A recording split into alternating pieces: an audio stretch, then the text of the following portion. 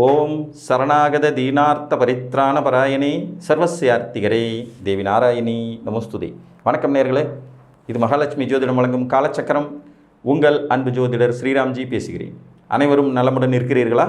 நன்றாகத்தான் இருப்பீர்கள், நன்றாக இருக்க வேண்டும். இன்றைய காணொளியில் நாம் காண இருப்பது உச்ச கிரகம் தரும் தொல்லைகள். இதன் தலைப்பு.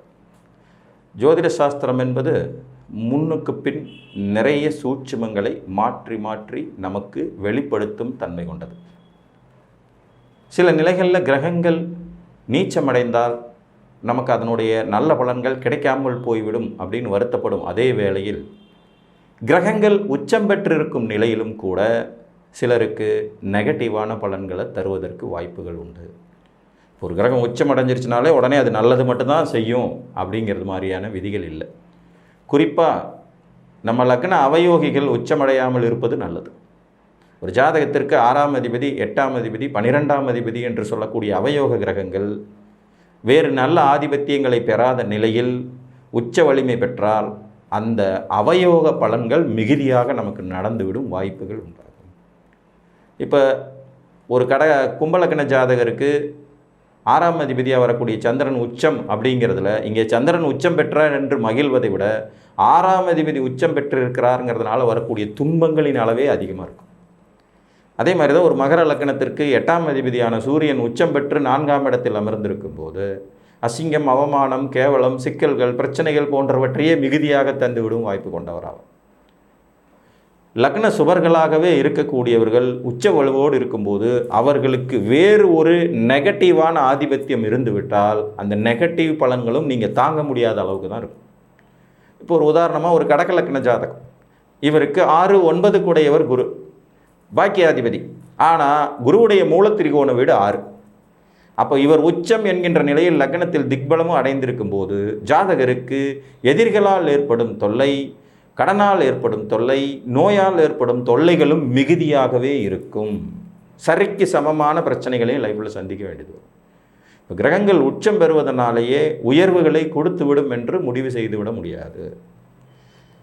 சமய சந்தர்ப்பங்களில் சுபக்கோள்கள் என்று சொல்லக்கூடியவர்கள் கூட நமக்கு பாதகம், மாரகம், கேந்திரம் மிக அதீத மோசமான விளைவுகளை தந்துவிடும் தன்மை கொண்டவர்களாகவே இருப்பார்கள்.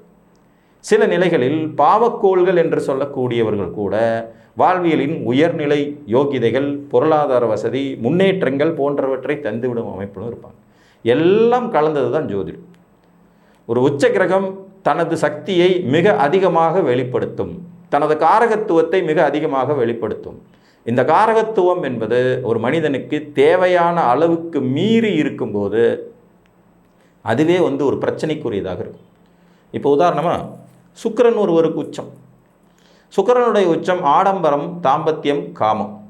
இது ரொம்ப அதீதமாக வெளிப்படும் போது ஒரு மனிதனுக்கு என்ன ஆகும்? அதீத ஆடம்பரம், அதீத காமம், அதிக உல்லாச சல்லாபங்களை அனுபவிக்கணுங்கிற எண்ணம் வரும்போது அது நெகட்டிவான பலன்களாகவும் மாறுறதுக்கு வாய்ப்பு அதிகம். சனி பகவான் உச்சம் பெறும்போது கடும் உழைப்பை வெளிப்படுத்தக்கூடியவர் என்றாலும் கூட கடுமையான சோம்பேறித்தனத்தை வெளிப்படுத்தக்கூடியவரும் சனி தான். இப்போ இதில் எது வரப்போகுதுங்கிறத பொறுத்து தான் அந்த உச்சம் நல்லது செய்ய போகிறாரா, கெடுதல் செய்ய போகிறாராங்கிறத முடிவு பண்ண முடியும்.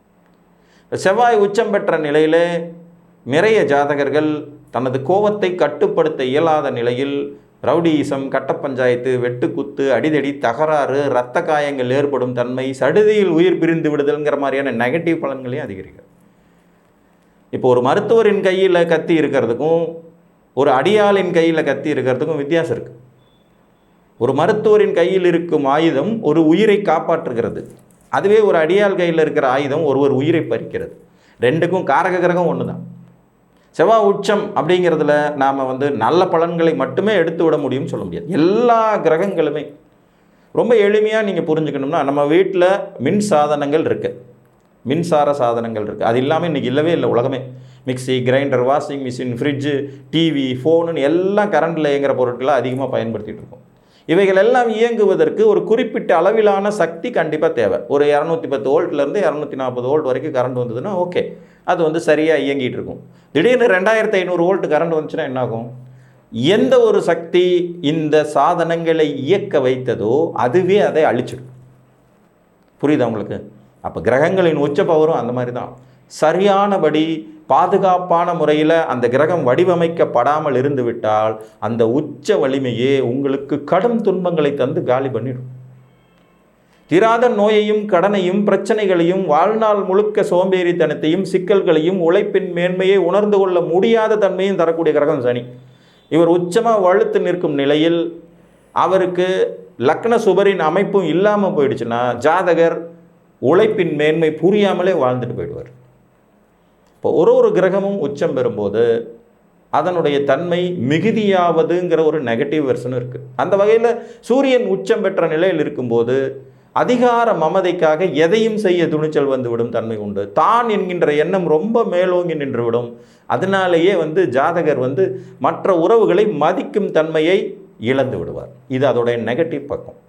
இப்போ சந்திரன் உச்சம் பெற்ற இருக்கிறாருங்கிற நிலையில் அதீத கற்பனைக்கு ஆளாகுவது, அதனாலேயே பிரச்சனைகளை சந்திப்பது, மூட் ஸ்விங் அப்படிங்கிற அடிப்படையில் நிறைய தண்ணீர் கண்டம் ட்ராவல்னால பிரச்சனைகள் ஏற்படுவது, உடல் உபாதைகளை சந்திப்பதுங்கிறது மாதிரி மனநிலை பாதிப்பை ஏற்படுத்துவதுங்கிற மாதிரியான விதிகளையும் கொடுக்கும். செவ்வாய் உச்சம் பெறும்போது நான் சொன்னது மாதிரி தான், கடும் கோபத்தின் வெளிப்பாட்டினால அதிகமான பிரச்சனைகளை சந்தித்து விடுவது, வாய் பேசுறதுக்கு முன்னாடி கை பேசுங்கிற அமைப்பெல்லாம் செவ்வாய் உச்சமாகிறதுனால தான். துணிகிற செயலை செய்கிறேங்கிற பேரில் ஊறுபட்ட பிரச்சனை இழுத்துருவாங்க. இந்த பைக்கை 200 கிலோமீட்டர் ஸ்பீடில் ஓட்டுறது, சடனாக மற்றவங்களை பயமுறுத்துகிற மாதிரியான வேலைகளை செய்கிறது, துணிகரமான செயல்கள் அப்படிங்கிற பேரில் தன்னை அழித்து கொள்வது, மற்றவர்களையும் சேர்த்து அழிக்கிறது.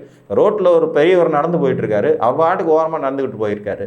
தரிகட்ட தனத்தில் ஒரு இளைஞன் பைக்கு மோதி அவரும் இறந்து இவரும் இறந்து. யோசிச்சு பாருங்கள், அந்த பெரியவர் ஒரு தப்புமே பண்ணல, இவ பண்ண தப்புக்கு அவர் பலியாவார். இந்த மாதிரி எத்தனையோ விதிகளை நம்ம பார்க்குறோம் இல்லைங்களா? நடந்து போயிட்டு இருந்த ஒரு மாதிரி வாகனம் மோது, இதெல்லாம் இந்த செவ்வாய் உச்சமாகிறவங்க பண்ணுறவர். சின்ன பேச்சுவார்த்தையில் கை கலப்பில் அந்த கொலை ரேஞ்சுக்கு போய் முயற்சி பண்ணுறதெல்லாம் செவ்வாய் உச்சம். உச்சங்கிறதுனால அவர் என்ன வாரி கொடுத்துட்றாரா?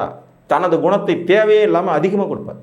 அதிக கரண்ட் வந்தால் எப்படி மின் சாதன பொருட்கள் அழிந்து போகுமோ அதே மாதிரி உச்ச கிரகத்தினாலேயும் இந்த சிக்கல்கள் ஏற்படும். புதன் உச்சம் பெறுவது அறிவுசார் விஷயங்களில் ரொம்ப அதிமேதாவிங்கிறது மாதிரி உங்களை நினைக்க வைக்கும்.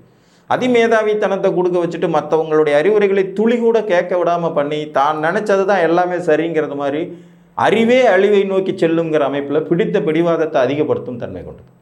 சுக்கிரன் உச்சத்தை பற்றி சொல்லிவிட்டேன். அதிக காமம், அதிக ஆடம்பரம், அதீதமான எண்ணங்கள், சிந்தனைகள், அதில் போய்கிட்டு அதில் மாற்றுறது, பெண்களாலேயே எப்போவுமே சிக்கலை சந்திக்கிறது மாதிரியான விதிகளை கொடுத்து அதுலேயும் சிக்கலை கொடுக்கக்கூடிய சனி பகவானின் உச்சத்தை பற்றியும் சொன்னேன். சோம்பேறித்தனத்தை ரொம்ப உச்சகட்டத்தில் கொடுத்துடக்கூடிய ஒரு வாய்ப்பு சனிக்கும் உண்டு. உழைப்பின் மேன்மையை புரிந்து கொள்ள முடியாமல் போய்விடும் தன்மையை அதீதமாக கொடுத்து விடும். ஆயிலை ரொம்ப தீர்க்கமாக தந்தாலும் கூட ஆயிலுக்கும் அப்படியே மந்தத்தனமாகவே அசம்பந்தமாகவே வாழ்ந்துட்டு போயிடக்கூடிய வாய்ப்புகளையும் கொடுத்து விடும். அப்போ ஒரு கிரகம் உச்சம் பெறுகிறது என்றால் அது வடிவமைக்கப்பட வேண்டும். சரியான அளவீடுகளின் அடிப்படையில் வடிவமைக்கப்பட்டால் மட்டும்தான் நமக்கு அது நல்ல பலனாக இருக்கும். இப்போ தெருவில் போயிட்டுருக்கிற கரண்ட் கம்பியில் 2500 வோல்ட் வரும். அது அங்கேருந்து ஃபில்ட்ரு பண்ணி அதை குறைந்த அளவு கரண்டாக நம்ம வீட்டுக்கு கொண்டு வந்து அதுக்கப்புறம் மீட்ரு வச்சு அதுக்கப்புறம் ஃபில்ட்ரு பண்ணி சரியான அளவில் நம்ம எடுத்துக்கும் போது தான் அது ஆக்க சக்தியாக இருக்கும். கிரகங்களும் அப்படி தான். அது ஆக்கப்பூர்வமாக செயல்படுவதற்கு உச்ச கிரகத்தின் உச்ச வலிமையை நம்ம லக்ன சுபர்கள் தொடர்பு கொண்டு சமநிலைப்படுத்த வேண்டும். அது நல்ல வீடுகளில் அமரப்பெற்று இருக்க வேண்டும். நம்ம லக்னத்துக்கு அவர்கள் நல்லவர்களாக இருக்க வேண்டும். லக்ன சுபர்களின் தொடர்புகள், இயற்கை சுபர்களின் தொடர்புகள் உச்ச கிரகத்தை சமநிலைப்படுத்தும். பாவக்கோள்கள் உச்சம் பெறும்போது சுப கிரகங்கள் சமநிலைப்படுத்தும். சுபக்கோள்கள் உச்சம் பெறும்போது பாவ கிரகங்கள் அதை சமநிலைப்படுத்தும். இந்த ரெண்டும் கலந்து சரியானபடி இருந்தால் மட்டும்தான் உச்சனுடைய பலனை கூட நீங்கள் உருப்படியாக அனுபவிக்க முடியும். அப்படி இல்லைன்னா உச்சனே மிக பெரும் துன்பத்தை தரக்கூடிய கிரகங்களாக போயிடுவோம். சூரியன், சந்திரன், செவ்வாய், குரு பகவானுடைய உச்சம். குரு பகவானுடைய உச்சம் பார்த்திங்கன்னா பெரிய மனித தன்மைங்கிற பேரில் இருக்கிறதையெல்லாம் தொலைக்க வச்சிடும். அதீதமான கஞ்சத்தனத்தின் வெளிப்பாட்டையும் சில நிலைகளில் கொடுத்துரும். வீட்டுக்கு தேவைப்படுறதையெல்லாம் விட்டு போய் பொது காரியத்தில் இறங்கிக்கிட்டு எல்லாத்தையும் இழந்த நிறைய பெரிய மனுஷங்க உண்டு. ஒரு கோயில் கட்டி கும்பாபிஷேகம் பண்ணுவேன் இவராக ஒரு கர்ப்பணம் பண்ணிக்கிட்டு தன் சொத்தை பூரா அழிச்சிட்டு கோயிலை கட்டிக்கிட்டு சும்மா உட்காந்துருந்த ஆளுகளாக எனக்கு தெரியும். குரு உச்சமாக இருக்கும்போது வரக்கூடியது அதீத பெரிய மனிதத்தன்மையை வெளிப்படுத்துறதுனால வரக்கூடிய சிக்கல். இல்லைன்னா ஓவரால் கஞ்சனாக இருப்பாங்க. அவசியமான தேவைக்கு கூட ஒத்த பைசா வெளியில் எடுக்க மாட்டாப்புல புதையில் பூதம் காத்தது மாதிரி கடைசி வரைக்கும் காத்துட்டு வீணாக போயிடுவாங்க. புதனின் உச்சம், சுக்கிரனின் உச்சம், சந்திரனின் உச்சம், செவ்வாயின் உச்சம், குருவின் உச்சம், சனியின் உச்சம், இந்த சப்த கிரகங்களுமே உச்ச வலிமையோடு இருக்கும்போது தரக்கூடிய பாசிட்டிவ் எந்த அளவுக்கு இருக்கோ அதே அளவுக்கு ஈக்குவலாக நெகட்டிவ் இருக்கும். Every action is opposite reaction உண்டு. Same opposite reaction. ஒரு விளைவுக்கு எதிர்மறை விளைவுகளும் எப்போவுமே இருக்கும். இது ஜோதிட சாஸ்திரத்தில் உண்மையான கண்கூடான விஷயம். நம்ம யோகங்கள் அப்படின்னு சிறப்பாக செயல்படக்கூடிய நிறைய யோகங்களுக்கு பின்னாடி சோகங்களும் ஒளிந்து கொண்டு தான் இருக்கும். அதனால் உச்ச கிரகமாக இருக்குது, நமக்கு 4 கிரகம் உச்சமாயிடுச்சு பரவாயில்லையே அப்படின்னுலாம் நினைக்க முடியாது.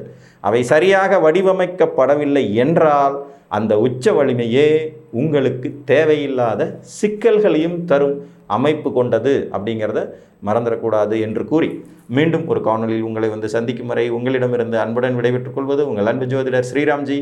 நன்றி, வணக்கம்.